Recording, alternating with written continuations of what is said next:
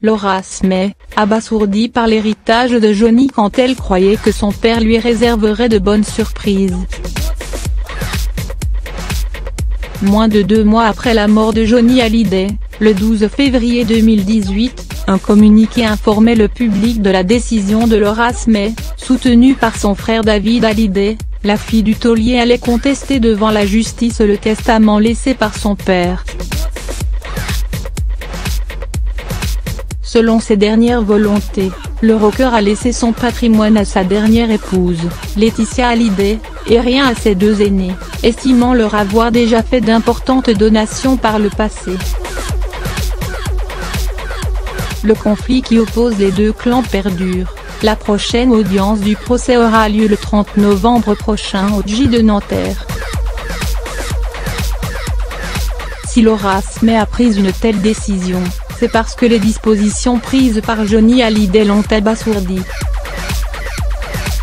L'actrice et réalisatrice de Thomas, son premier court-métrage, pensait en effet que son père allait lui laisser quelques biens, quitte à le faire dans le dos de son épouse, selon des informations du livre Ils se sont tant aimés, écrit par la journaliste Léna Luto et publié aux éditions Albin Michel.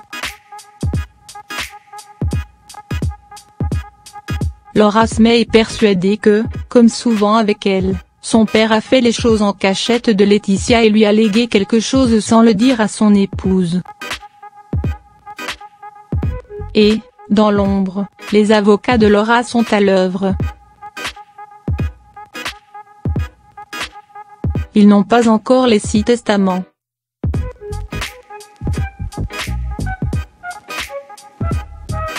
Ils partent de zéro, peut-on lire, selon un extrait publié dans le journal Le Figaro.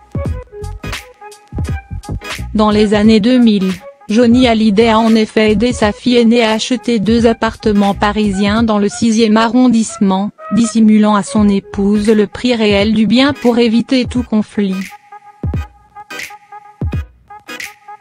Lorsque Johnny décide d'acheter un appartement à Laura, par exemple, c'est Laetitia qui aurait fixé le prix à ne pas dépasser. L'appartement vaut le double.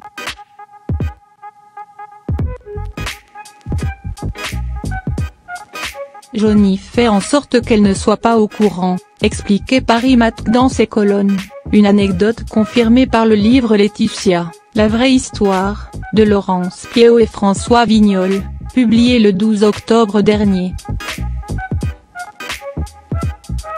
Le taulier versait tous les mois 500 € à sa fille pour qu'elle rembourse le prêt immobilier. C'est cette connivence secrète que Laura Smet avait espéré conserver avec son papa.